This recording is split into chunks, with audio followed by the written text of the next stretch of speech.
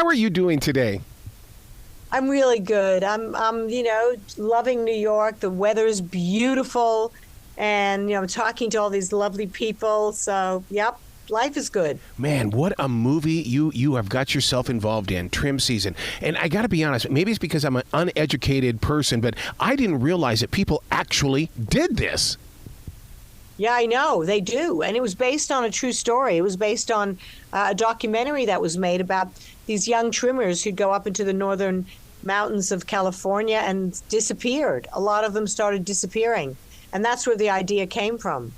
You know, all the way through the movie, I never once thought about that this was, the last time that people were going to see them, that this was a movie really about those that go missing. I mean, once I really, it finally sat in me, I was like, oh my God, there's an invisible storyline here. Yeah, absolutely. I mean, it was, of course, taken to the extreme, but which is what horror does. But yeah, it was definitely based on a true story, which I think makes it even more terrifying. Would you say that this is an unpredictable thriller? Yeah, I like that term. Yes, I do think it's a little bit of an unpredictable thriller with a bit of gore and horror thrown in. But to me, that was part of the spices, the salt and pepper, and then we added something spicy in there.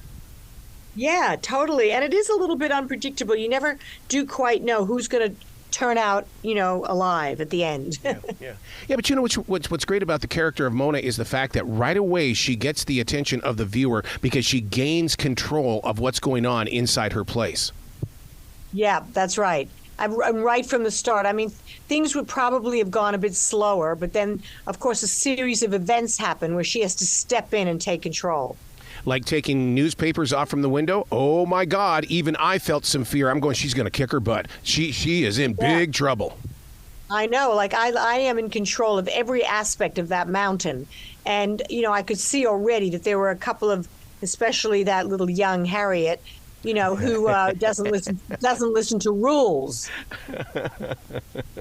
But you know what, though? I never once ever saw Mona as being a drug dealer. I just didn't feel it. It was a business. Exactly. She's not a drug dealer.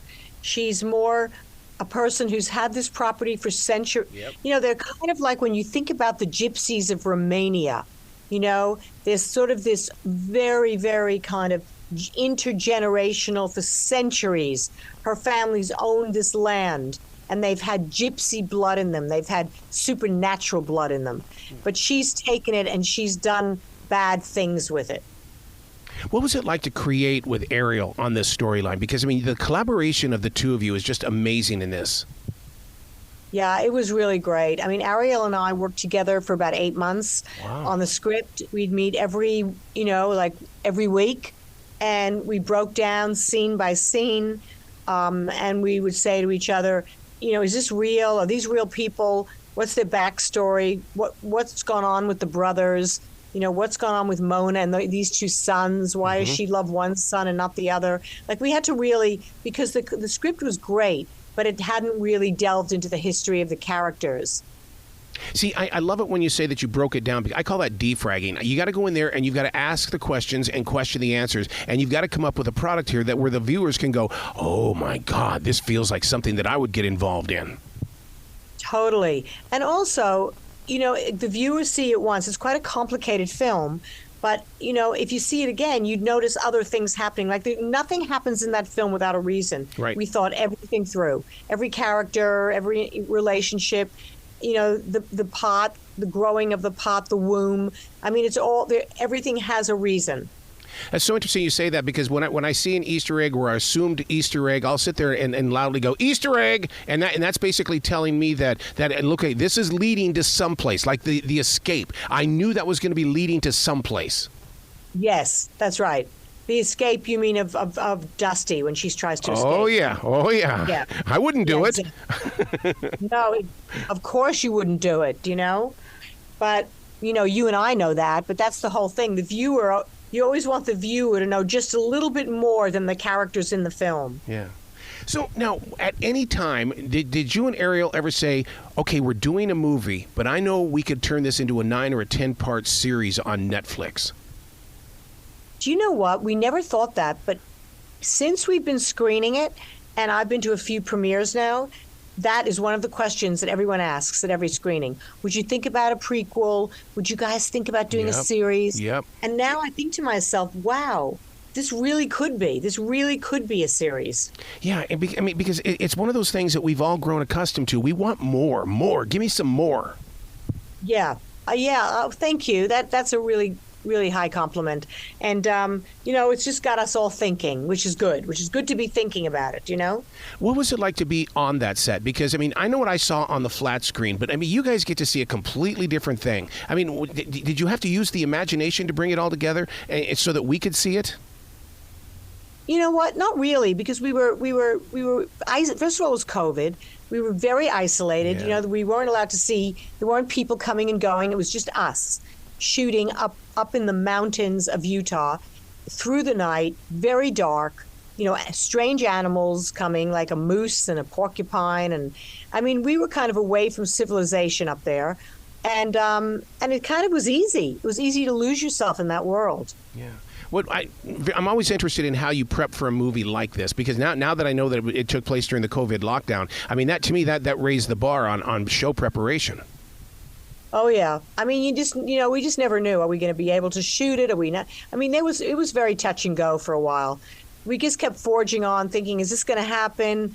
But we were lucky. We were able to shoot during COVID, which because it's an independent film, we were allowed to. I mean, we had a lot of testing that we had to do every day. We were all tested every day, and there was, but I don't know if you heard, a lot of those films were shut down during COVID. Mm-hmm.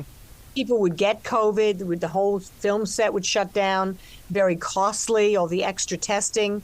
So, I mean, in the end, we were really, oh my God, we really were lucky to get that film finished. I was so jealous of those that did continue working during the lockdown, because I'm a people person. I love people so much. And my wife she says, look, if you have to be with people, go get a job at a grocery store. And it's like, oh, all right, I'll do it. So to hear that you got to be creative, I'm jealous of you that you were on the set. I know. We were probably one of the few films. I mean, there were other films being shot, but they had to do it outside of, the studio system, and you had to get different permits. It was not easy to get it done, but we did it. Even as a voiceover actor, I love being surrounded by coaches. Did you get a coach on this one? I sure did. You did. Oh my God, did I get a coach? I worked with one of the great acting teachers, Ivana Chubbuck. She's here in LA. She works with the biggest stars. I can't even say right now who she's working with. And she worked with me for about 4 months. We worked every week on different scenes, maybe 3 months. And then I have a next door neighbor who in Australia who's a very well-known director. And I would go in there and she'd go over scenes with me as well. So, yeah, I came very prepared for this role. See, it's like the Beatles Get Back movie, where they showed the Beatles putting all those music to get all those songs together. It's like, I want to see this for this movie as well. I want to see what you guys were doing before it actually hit the set, because that practicing stuff really inspires me. Yeah, I mean, I think you have to do that. I mean, we put a lot of attention into the wardrobes, we didn't have a huge budget, so we had to, do it as best we could. But I don't think there would have been one actor in there who didn't come very prepared, because it was a very quick shoot. Speaking of that wardrobe, that's interesting that you bring that up, because that to me is one of the stars in this movie. Everybody had their own look about them. Yes, and very real. I mean, I think I'm trying to remember, oh my God, the wardrobe woman, Hazel, I think Hazel Berry, she's just unbelievable. And I'm sure I've said her name wrong, the last name, but she was fantastic. She's not only a gorgeous looking girl, but when I met her, she just nailed it. I sent her references that I had seen. I said, these are the references how I see Mona. And I walked in and the whole room was filled with, exactly how I saw Mona. So it was perfect. You're going to think I'm a freak here, only because I really do study sound and what happens with sound. Your voice in the movie is so different than your speaking voice here. So what did you have to do to create that voice in the movie? Do you know, I really thought a lot about that. And I knew that I not only had to change my voice, but I had to change the way I stood and the way I walked. Really? Because I am a very hyper person. And I'm very up, and I'm very and I move fast. And Mona is very deliberate. Mm-hmm. She walks very slowly, very proudly. Her posture is perfect. And every word that comes out of her mouth has been manipulated or thought through.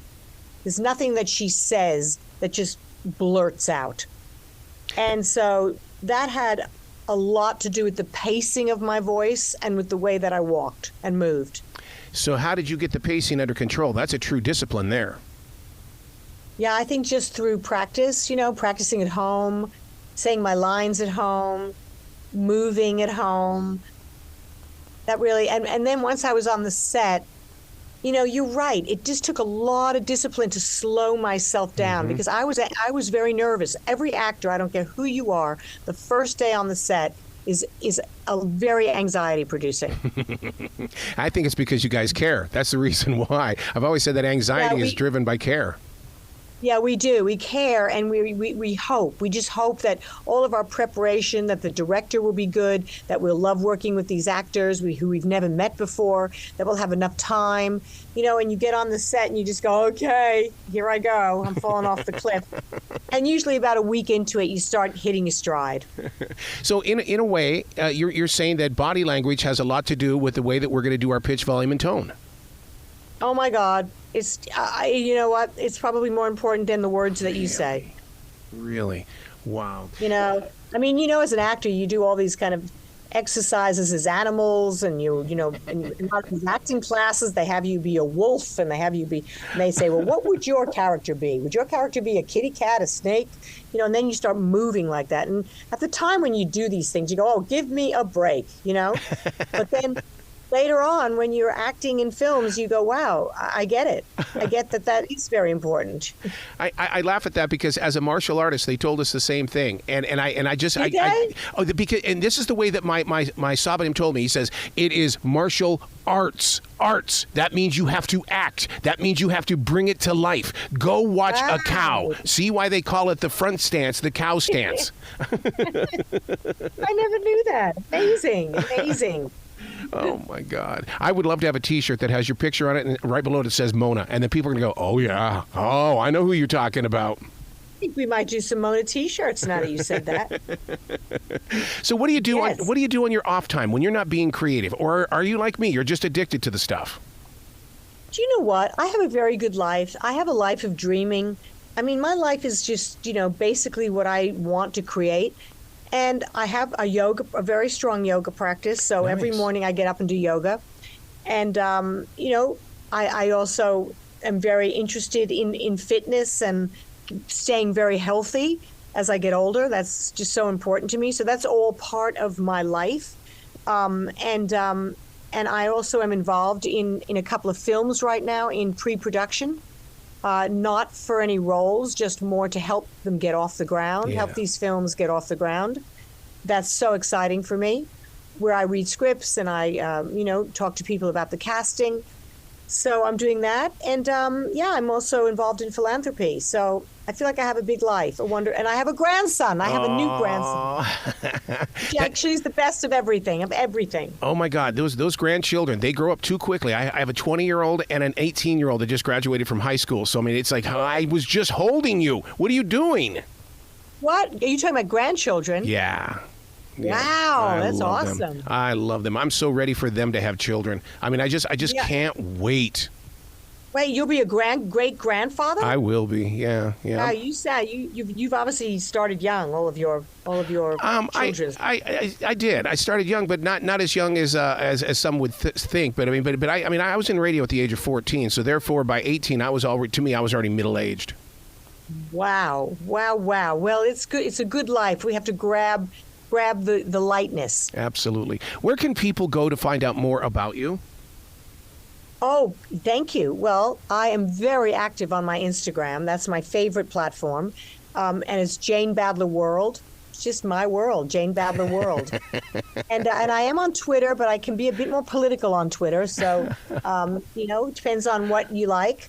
But I love my Twitter as well. I'm not as active on Facebook, but I'm on Facebook as well. So there you go. I love it. You got to come back to this show anytime in the future. The door is always going to be open for you. Thank you very much. I appreciate that. Well, you be brilliant, and I did enjoy the movie. I really did, and it is a conversation piece. Yes, it is.